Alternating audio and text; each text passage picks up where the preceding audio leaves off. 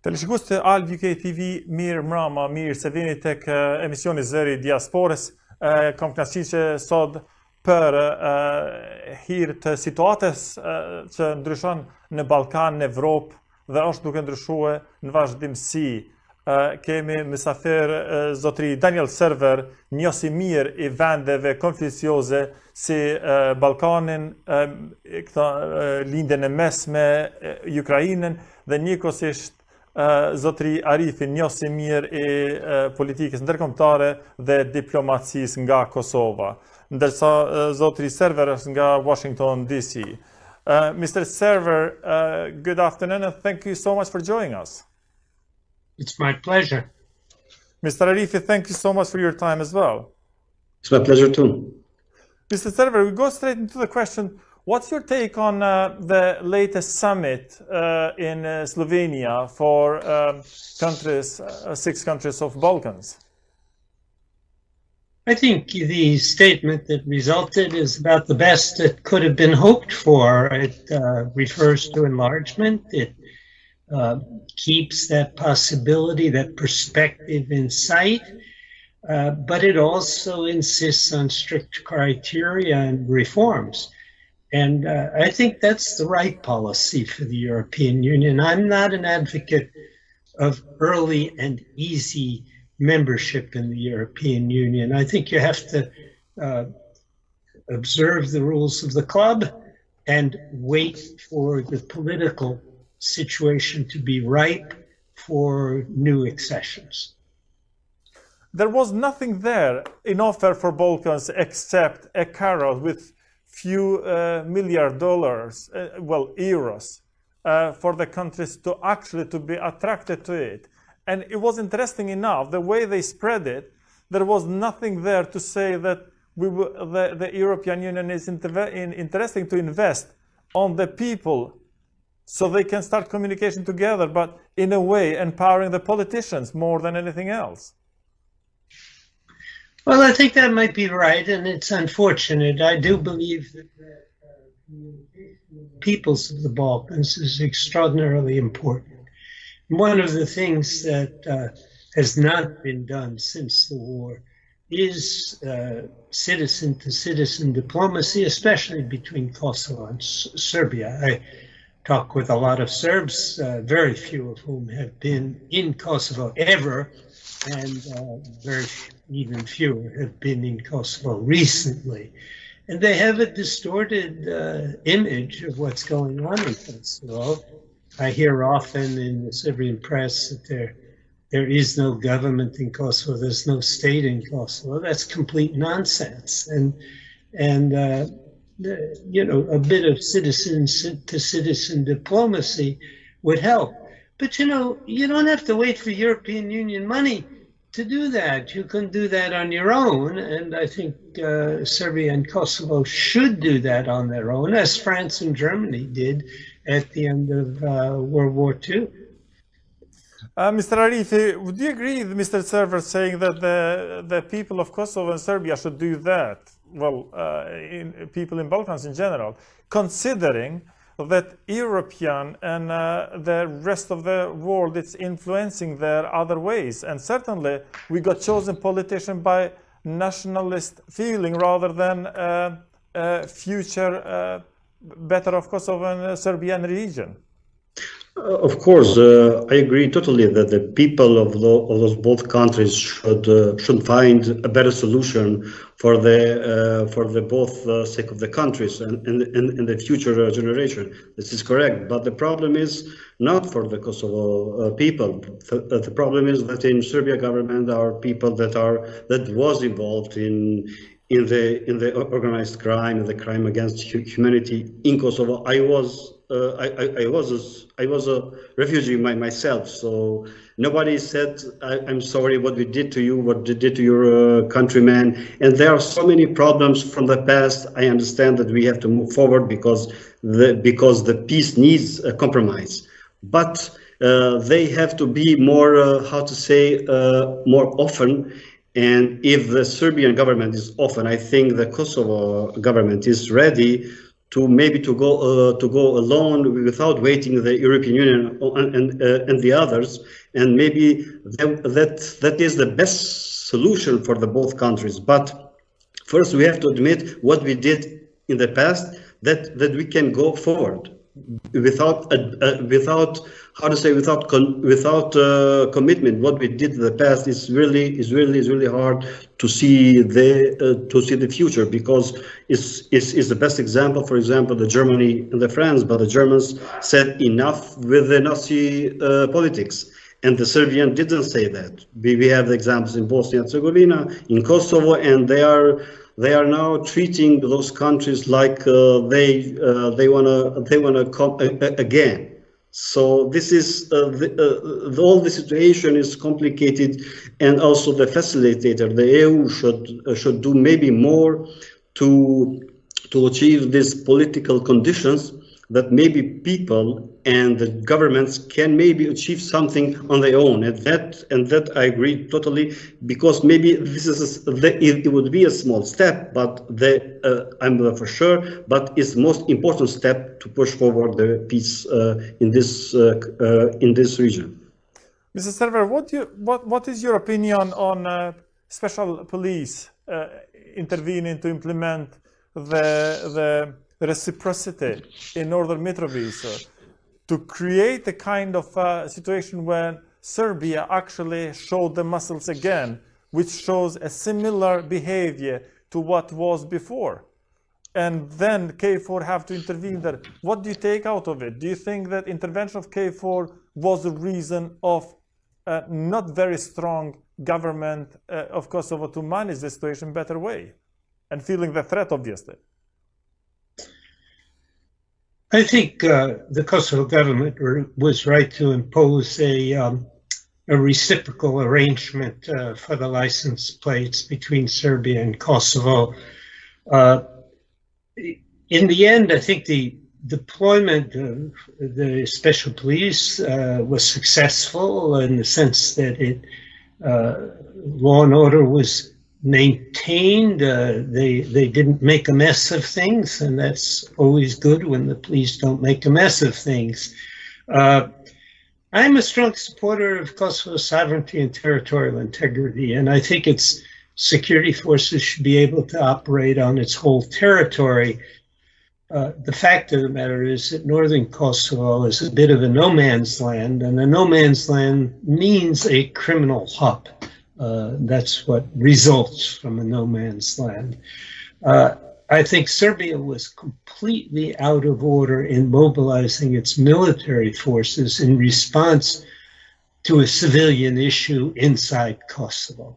And my one regret about the agreement that was reached in the dialogue in Brussels was that it did not require withdrawal of the Serbian forces. I assume they've been withdrawn, but it should have said something about that. It's simply unacceptable for any Balkan country, but especially Serbia, because it's the strongest of the Balkan countries militarily. For any Balkan country to mobilize its military in response to a civilian dispute with its neighbors, that is not good neighborly relations. There's a couple of questions that are quite interest me, actually. It's the KFOR presence in that part specifically. Does it make it a bit less independent country Kosovo, or it just make it a bit more stable and saying that somebody is there to protect if in case there is an aggression or intent to be by any other country? Maybe both. But it's not less independent. Kosovo is independent. It's less sovereign. Kosovo has a number of limitations on its sovereignty, one of the most important of which is that it doesn't have an army yet. And it therefore must, there's no real choice, it must entrust the defense of its territorial integrity to the KFOR forces. But the process of of building an army is ongoing. I expect it to succeed in 2027. We'll see. The defense minister is going to be in Washington next week. I hope to hear from him that it will succeed by 2027. Look, I could picture an agreement between Kosovo and Serbia to withdraw their armies from the border in order to avoid any difficulty. That I can picture, but Kosovo must eventually have an army that's responsible for the defense of its territorial integrity and sovereignty. And in the meanwhile, KFOR is an interim measure that does infringe on Kosovo's sovereignty, but it does it for a good purpose, and that's the defense of that sovereignty. Mr. Arifi, do you have any question to raise, though, Mr. Serwer, on this topic? Yes, that would be very interesting to hear his opinion about the appearing of Russian ambassador in front of the Serbian army, that they are mobilizing the army if any case in Kosovo got something wrong. It is an alliance, or what picture we got from that appearance from Russian ambassador? The Americans used to be critical of President Vučić because he sat on two stools, or tried to sit on two stools, one the European or Western stool, and the other the Russian, Chinese, Eastern stool. He has stopped trying to sit on two stools. I think he's sitting on one stool. He has chosen, at least for this presidential mandate, to align himself with Russia and China more than with the European Union and the United States. This is quite clear, not only in his foreign policy, but also in his domestic policy, the failure to allow an independent judiciary, independent media, the state control over large portions of the economy, the increasingly autocratic nature of the regime in Serbia. So the appearance of the Russian ambassador is just a symptom of a much deeper change in Serbia. Now, will President Vučić continue forever in that direction? I don't know the answer to that. I believe he is a political chameleon, if I can put it that way. And a chameleon changes its color to match its surroundings. And right now, he's surrounded with Chinese money and Russian weapons, visits to Moscow, and you know, that's his coloration for the moment. Unfortunately, I don't see any liberal democratic challenge, viable challenge in the presidential election next year. The opposition to Vučić comes mainly from the ethnic nationalist right, from people who would be worse than he is. That's partly accounts for why Europe and the United States put up with him, because they see very clearly that the alternative might be worse. But look, I believe that we should push back. I believe we should compete in a world of geopolitical competition. You don't get very far unless you compete geopolitically. And we haven't done that. We haven't been as strong supporters of our friends in the Balkans, in particular in Kosovo and Macedonia. We've done pretty well. In Bosnia and Herzegovina, I think we've not done particularly well. But we need to find our friends, including inside Serbia, and help them. And you know, nothing is permanent. Vučić is allied for the moment with Moscow and Beijing, but Serbia has shifted sides in the past, and I'll hope that it will shift sides in the future. Considering that Serbia, or government of Serbia, is built based on the nationalism, and also apart from Kosovo, they kind of bully the other small countries around, like Montenegro recently as well. Do you think that if we go in another well, they're going to go in another election in a year's time in Serbia, but do you think if they are chosen once more, we see a dictatorship in Serbia rather than a kind of a democratic government, considering that they have weak or no opposition so far? Well, I do think that that Vučić and ethnic nationalists will win that election, but let's be clear, ethnic nationalism in Balkans is not unique to the Serbs. There are Montenegrin ethnic nationalists, and frankly, most of the Albanians I talk to are very proud and of their Albanian heritage, and are also ethnic nationalists to one degree or another. But I think it's very important, in particular for Kosovo, to realize that Albanian ethnic nationalism, in the form of those who advocate union with Albania, is an anti-patriotic position.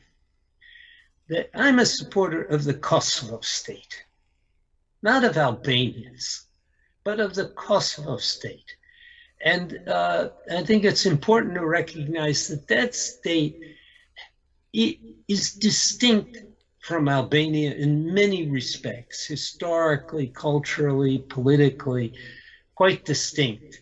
And that's important. So, you know, waving the Albanian flag has never been an attractive proposition to me when I'm in Kosovo. I'm a supporter of the Kosovo state, and that state, one of the things that distinguishes Kosovo from Albania, apart from a long history during the Cold War when they were separated and that kind of thing, is the presence of the Serbs, especially the Serbs south of the Ibar. And that makes Kosovo very distinct.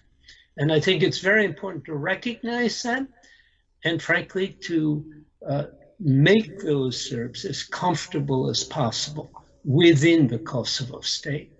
And eventually, and I admit that this is very difficult, make the Serbs north of the Ibar also comfortable as part of the Kosovo state. Mr. Arifi, do you have to add anything, or do you have an opinion about Serbia becoming stronger and bully within region, and also seemed like they heading towards dictatorship, like I suggested, Mr. Serwer?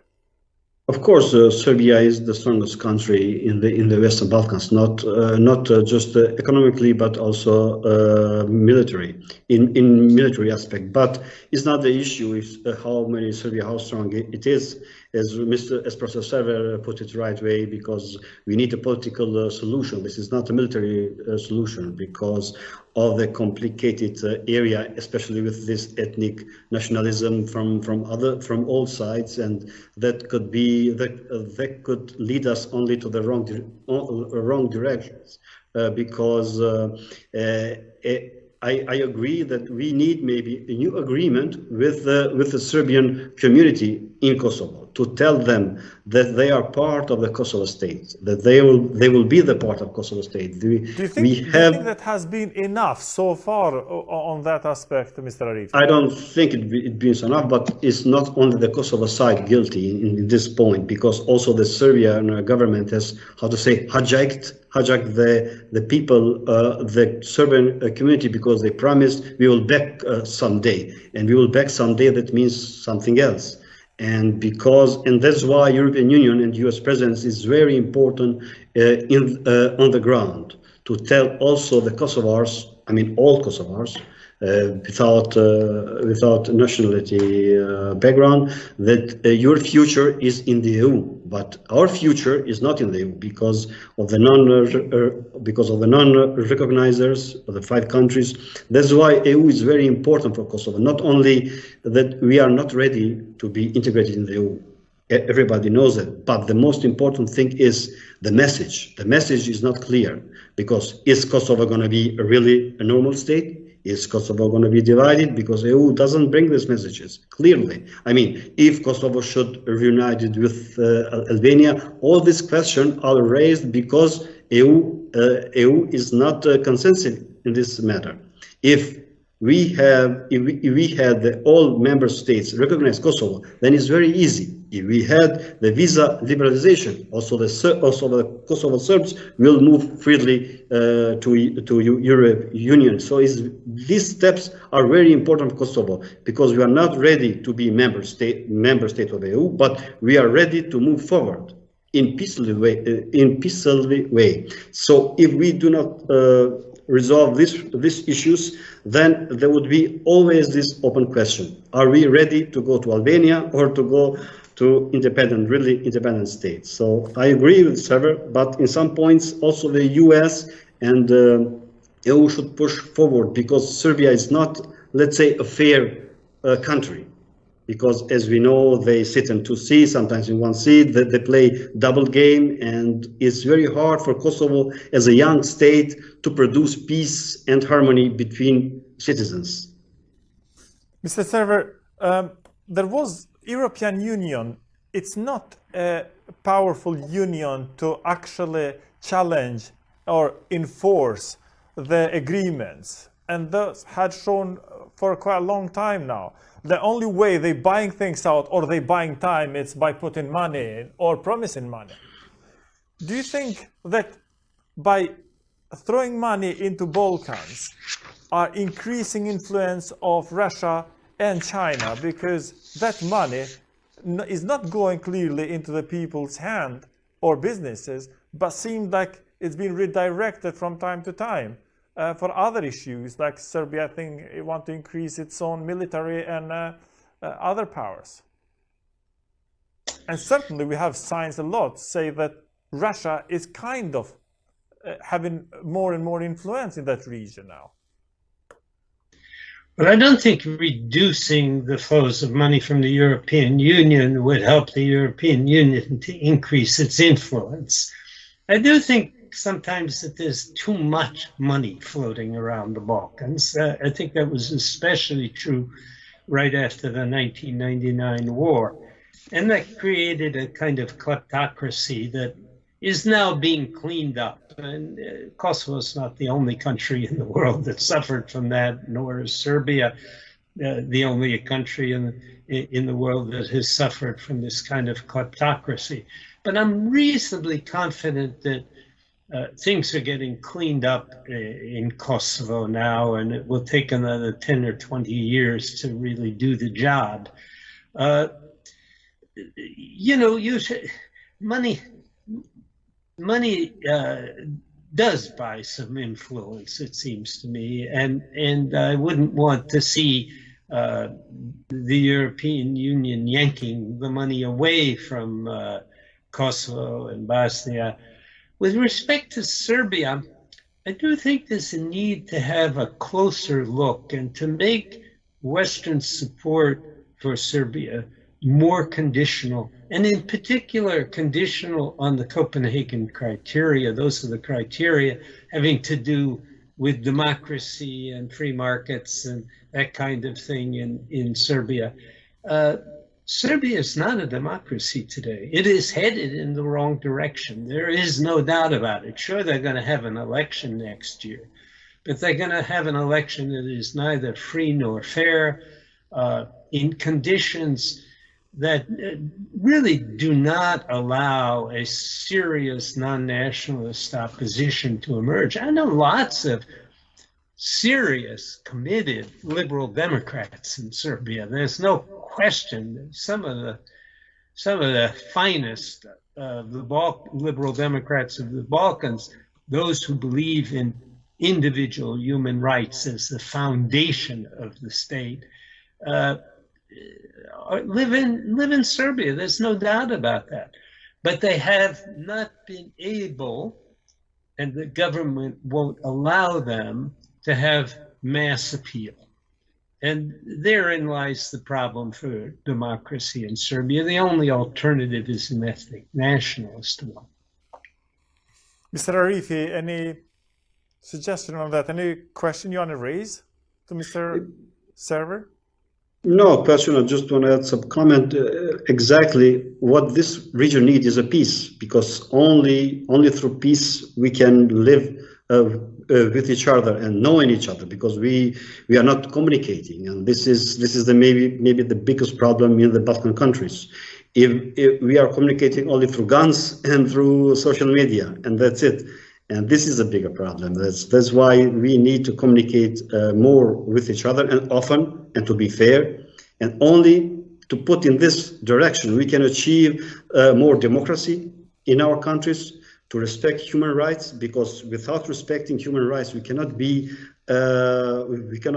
how to say, a democratic Western country. I mean, that's why democracy is very important also for Kosovo. But fortunately, in Kosovo, we have a new government, which is government, and absolutely they bring new mentality. They bring new mentality in our society. For example, that public officials should not be implicated in the corrupt affairs, which is I mean, this had put also the opposition parties in Kosovo to reform themselves. For example, two major opposition parties like PDK and LDK have changed the chairman, have changed the structure. This is very positive signs. But we have to push forward to be more often as a society, and often as a society means that we have to embrace the other communities in our daily life, in our institution, and so on and so on. So only this way we can produce more efficiency and improve daily life of all citizens in Kosovo. This should be our dream. I mean, this is our dream. Mr. Serwer, what do you think about the latest deal between Kosovo and Serbia for number plates that has been mediated by European Union's member, and also the United States participated on the side just to make sure that they fill their presence? Was that a positive? Was that a sign that actually things can go forward with United States presence there? Yes, I think it was a decent deal. As I said, I would have preferred that it mentioned withdrawal of the Serbian troops from the border, but otherwise, I think it was a decent deal. But I want to make a point about the ultimate deal that everybody is looking for between Belgrade and Pristina. I see no possibility of that in the next few years. Vučić is going to be elected on an ethnic nationalist platform with ethnic nationalist support. He's not headed in that direction. He's made that very, very clear. And in fact, his talk about the Serbian home is antithetical to an agreement with Pristina. And frankly, I'm not sure Albin Kurti is in any rush to sign the ultimate deal with Vučić either. So I think this unhappy compromise state in which Kosovo finds itself is likely to continue for the next few years. So what do you do while that unsatisfactory situation prevails? And I think what you do is you look for more and more agreements on practical questions. I think the direction Kosovo started off in with Edita Tahiri's negotiations was actually the right direction, practical agreements, some of which have not been implemented. And there are papers both from Belgrade and from Pristina on what hasn't been implemented. If I had my druthers, I would like to see the Americans and the Europeans form an implementation committee, like the International Civilian Office that supervised independence after the Declaration of Independence in Kosovo and ensured that all the provisions of the Ahtisaari plan that could be implemented were implemented. So I think the American role, rather than a strong role in the negotiations. It's true that the American presence contributed in some way to the agreement on license plates, but it would be much more important to get the Americans engaged with the Europeans in ensuring implementation of the existing agreements and any new agreements. The other thing I think is very important is to get some of the non-recognizers to move. And there are many ways of getting them to move. One is that they actually recognize, and I think Greece is close to that, and I hope the Americans will help push Greece in the right direction. Some of the others aren't so close, but they can be helpful to Kosovo in important ways. And one of the ways they can be helpful is in signaling, and I think the Americans should do this as well, that Kosovo, at some stage in the development of its army, will be welcomed into Partnership for Peace, in NATO's Partnership for Peace. So I think at the same time, Kosovo has to ensure that its domestic reforms proceed. I know how disappointed people are about the visa waiver. The reforms were all implemented and the European Union didn't deliver. And I share not only the disappointment, but the sharp criticism of the European Union for that failure. But that's no excuse for not continuing the reforms required to enable Kosovo to approach accession to the European Union. It's very important that those reforms continue. So there's lots to be done. That's my point. There's lots to be done in this interim period. I know people are disappointed that the dialogue hasn't produced, and I don't think will produce a final agreement anytime soon. But there's lots to be done, and start with missing people. It's simply inexcusable that 20 years after the war, more than 20 years after the war, missing people haven't been fully accounted for on both sides. There's no excuse for that. And then there are a whole series of other issues, financial issues, documentation issues, implementation of the existing agreement on diplomas, for example. There's lots of work to be done. You mentioned one very important point. It's, you say, missing people in both sides. Do you think that Kosovo should be held responsible for anything to do with missing people, considering that Kosovo has been monitored or, raised by international community since the war was over, talking now 20 years, and every centimeter of Kosovo, there were more international experts than Kosovo itself. You want to be a state? What is hidden there that Kosovo can do more? You take on the responsibilities of an independent state. You show that you're a state by behaving like a state. And a state that has had a war with another state, and admittedly Kosovo wasn't completely a state during that war, but you want to be a state, you take on those responsibilities and you implement them. There was some discovery of bodies in Kosovo during the UN administration. But what's really required of Kosovo now is not so much the discovery of bodies, but a full accounting for what was done. And that's not only an accounting for Serbs who were killed. There's no doubt whatsoever, I remember well, that there was a civil war brewing among the Albanians at the end of the war, and that there were Albanians killed both during the war and after the war by forces that claimed to be fighting for Kosovo's independence.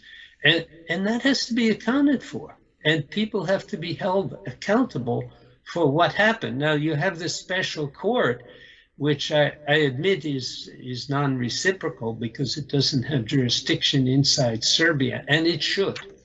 But that's not sufficient. In my way of thinking, those who are responsible for the murder and disappearance of both Serbs and Albanians during and after the war have to be held accountable inside Kosovo. It's preferable that they be held accountable inside Kosovo. Mr. Arifi, do you have to add anything to it? Any question to be raised? Yeah, question is very interesting to hear from Professor Serwer that I agree with many parts that Kosovo has to move forward because we don't have any time to lose in many things, in many reforms and so on. But I think the key of moving forward is the European Union, not that we want to be tomorrow the member state, but the political issue is very important, because if we have those 5 non-recognizer, if they recognize Kosovo as a state, then the dialogue with Serbia can go with years, but then it would be not a problem, because we will the Kosovo will be also focused inside of Kosovo to make reforms, to make a new deal with the Serbs in all Kosovo, and how to move forward. I mean, those kind of things will help Kosovo to do many things in the same time, to have a dialogue with Serbia with technical details, but we are released from the EU because we don't have the barriers, we have visa-free and so on. So this is maybe the easiest way to how to say to bring some to bring some standby peace for the time being, then we have time to negotiate with Serbia in many details. Otherwise, I see it problematic also for Kosovo to push forward, because for the time being, Kosovo also has the, how to say, the best. I mean, the new government of Kosovo is the most reformed government in the all Western Balkans countries, because they are young people. They didn't have participate in any affairs or in war crimes and so on. So maybe this will be the first step to recognize Kosovo not as a state, but for the first time visa-free will bring some desire that people can prevail anything. Mr. Serwer, going back to you, what do you think about new government of Kosovo? We consider to be quite inexperienced for 6 months. I'm not sure that they actually have shown enough strength, and we expect them to grow in it. With all complexity that is happening, the opposition, like Mr. Arifi said, that are going through a big reform, so we've got new generation taking on everywhere. Do you think they have enough support and knowledge to actually implement what is required from them to actually move forward towards what European Union wants from them? Certainly that United States expects from Kosovo government, not to say the people, of course. Well, you know, this is a difficult judgment to make. The Kosovo institutions are still new. They're not always as experienced, as knowledgeable as they might be. New government comes in, the transition is always a difficult one. Some people get to stay, some people have to go. Look, what are we? We're something like 8 months into a new administration in Washington, and we're still doing the transition from the Trump administration. We don't have ambassadors confirmed from many countries. We don't have appointees in many of the ministries. There are a lot of holdovers from the Trump administration. So I think we have to give Albin Kurti and his government a little bit more time before we make any real judgments about whether they're capable of it or not. But I have to tell you, I think they managed the license plate issue rather effectively. And I think they are also I'm not sure I've seen a lot of movement yet, but they certainly have convinced a lot of diplomats that they are prepared to move against corrupt individuals and to clean up the system in Kosovo. And those are all good things. You know, I agree with Professor Arifi that if the five recognizers were to wake up tomorrow and recognize Kosovo, things would be much easier also for the government in Kosovo. It wouldn't have to worry about a big issue. But that isn't going to happen. I mean, as it was explained to me the other day, and I think it's accurate, that in order to reverse a government position on recognition of Kosovo, you have to go to that government with some reason to reverse the position. And people aren't seeing enough reason yet. And, you know, Miroslav Lajčák would argue that the best evidence you can give of a reason to change somebody's position on recognition would be progress in the dialogue. But of course, there has been no progress in the dialogue. So we have a chicken and egg problem. Which comes first, progress in the dialogue or recognition?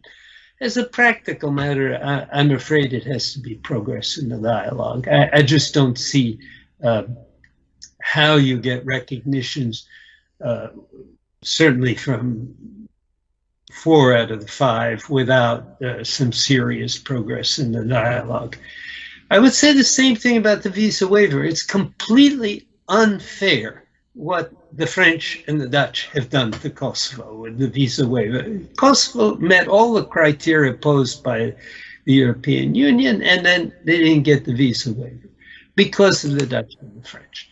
But my understanding is that the Dutch and the French are now helping Kosovo to understand some additional things that need to be done to satisfy those governments. And, you know, it's ugly. It goes on behind closed doors, but it's necessary. You've got to convince the French and the Dutch interior ministries, not the foreign ministries, which are completely okay with the visa waiver for Kosovo. You've got to convince their interior ministries that Kosovo is doing enough on matters that the interior ministries worry about in order to get the visa waiver. But I think it is possible to do that. Mr. Arifi, what do you think, your opinion, because you are closer and you see it every day, what do you think about opposition apart from reforms that they are doing? Do you think they've been productive when it comes to national interests of Kosovo to actually help the government to go into the right direction? As Professor Serwer put it on, is accurate. That is really not so easy to convince the country to recognize Kosovo. But European Union has a now big task and big opportunity to solve many political problems in the Balkans, because problems in the Balkans are not only economically and reform, but they are also politically. Especially Kosovo, Serbia, and also in Bosnia and Herzegovina, they are not resolved yet. So all those things can, if European Union are ready just to make first step, maybe for Kosovo new government will be very easy to push forward the reforms and also the dialogue, because in this way, if EU stays neutral, and the problem we will have problem at home. We will have then nationalists asking, you are failing. Then other side, the Serbia is taking advantage of this because they say, look, they are nationalists. They want to join Albania. I mean, if we wait another 10 years to talk about the car plates, it would be a bigger problem then. I mean, we have to realize that because of these technical details, you can have a conflict. And that's why it's very important to look at that final agreement Kosovo-Serbia, because that final agreement, I know it's very hard, I know maybe it's impossible, but we have to try it, because if we don't try, then we will never know if we could do that. So if European Union want to really be a player in this region, they have to have some carrots, but not only carrots, but also they have to push really forward to these two nations to have an, let's say, like car place agreement, but this is not the solution. This is just the first step. We have to move the second step, but the second step is much more harder, because now the Serbia is pushing for the money for the association, for the Serb municipality, and this is going to be very difficult for Albin Kurti, because Albin Kurti has already said that he would not sign an agreement that where is the Serb with the association with Serb municipality, and that will bring us to the dead end. So that's why the final agreement, maybe it's more important than those small steps. I don't know, but from my point of view, I mean, if we have a dialogue with Serbia in 10 years and we have achieved so little, then for our place we almost have a war. So I don't think that maybe not be the best solution to the problems and to help the new government. Mr. Serwer, it was the last visit that Angela Merkel have done. It was in Balkans, and interesting enough, in each country of Balkan, or maybe she didn't go into each country of Balkans, but the leaders of Balkans, they meet her everywhere, and everyone agreed that she actually worked really hard to bring the Balkans together. Now, whether that's a sign that actually Angela Merkel is looking for a job, or leaders of Balkan noticed that special individuals like Lajčák and Borrell are not strong enough to bring the nations together, and they may kind of asking or fishing for a personality like Angela Merkel as soon as she leaves a job to actually be appointed to supervise the Balkans, for time being to bring them together if possible at all. Well, that's the first I've heard of this idea. The Balkans would be lucky to get Angela Merkel, I admit, but I know nothing about that. I mean, your opinion, because she have invested her time and energy, and certainly for the very first time, you hear all Balkanian leaders agreeing that she was really, really someone who equal believe on everyone should have its own share and come together. One more thing. What, before we go towards the end of the show, what message would you send to people of Serbia and people of Kosovo and the region, how to overcome the conflicts in a political level, and they can come together to actually overcome the issues that they've been raised so far and for so long? My message would be that the solution lies in the direction of individual rights and the equality of all individuals in the Balkans, and not in the direction of group rights and ethnic nationalism. What's required is states that will treat their own citizens of no matter what ethnicity correctly. And, when you have states like that, they will get along with each other reasonably well. Is there any other way to actually inform people within Serbia of how the Kosovo war went? Because it seemed like the information hasn't gone right to the people as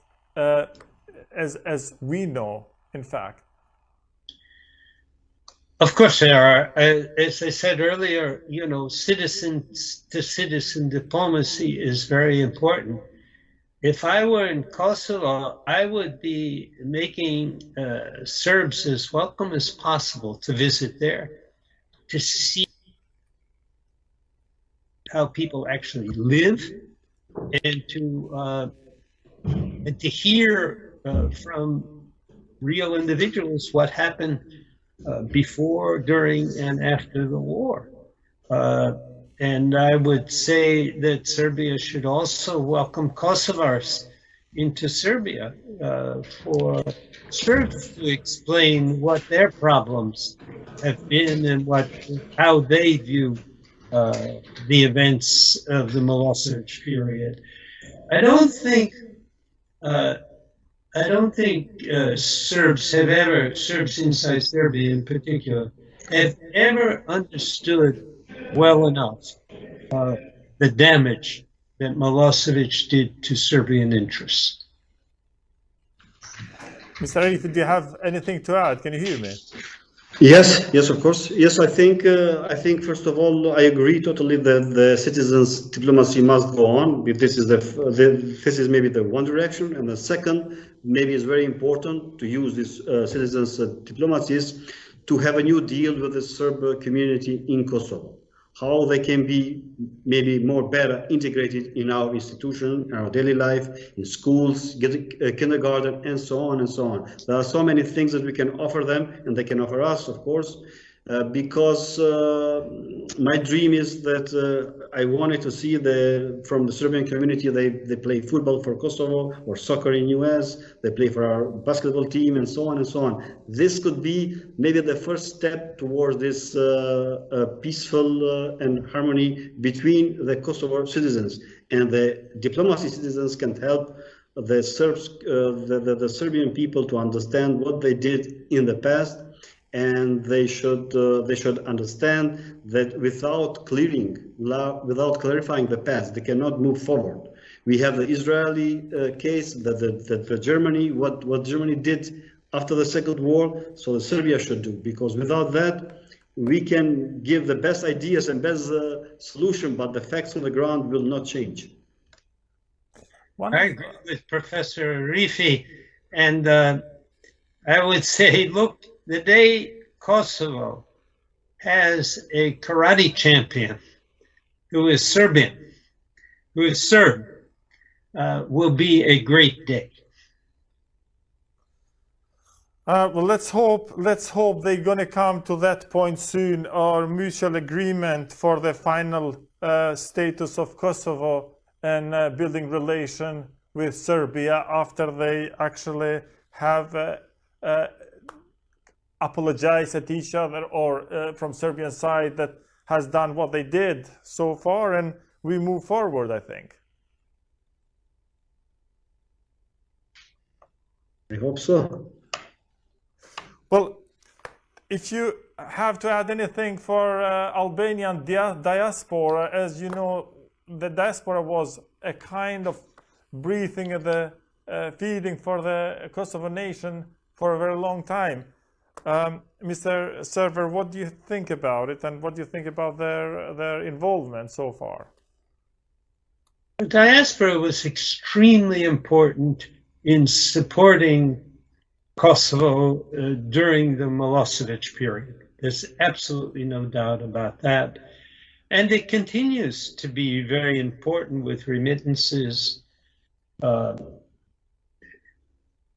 I would hope that it would also support Kosovo in becoming a real liberal democracy, and not support an idea that is a bad idea, in my view, which is union with Albania. And I know there are forces in the diaspora that like that idea, people in Kosovo who like that idea.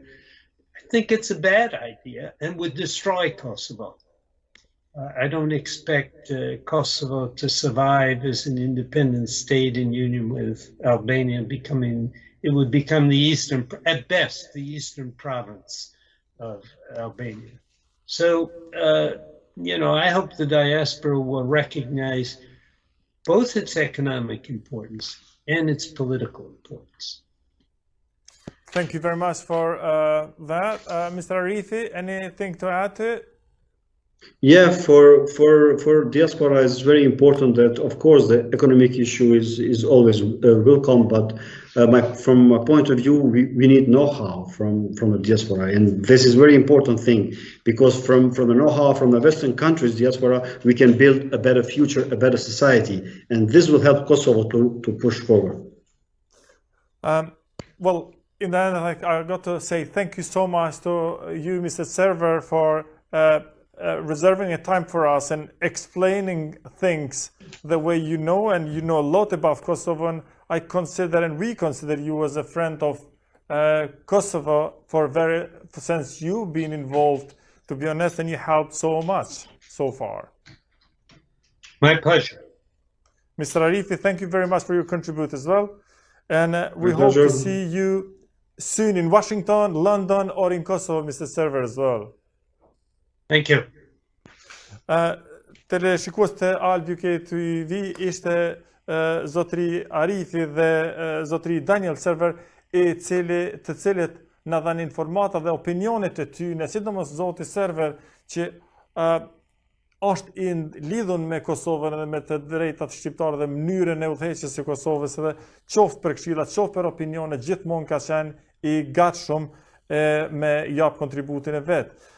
Zotri Arifi është gjithmonë i gatshëm të participojë në emisionet tona dhe të na ndihmojë që sa më qartë ta njohim Kosovën, marr parasysh që ne jemi larg paksa fizikisht, dhe shpresojmë që do kemi mysafir tjerë me emisionet e ardhshme, cilë do na sjellin informata të reja dhe të mira për Kosovën, e pse jo që ta themi dhe akullin kur mendojmë që finalizimi i marrëveshjes Kosovë-Serbi me njohjen reciproke do të ndodhë së shpejti.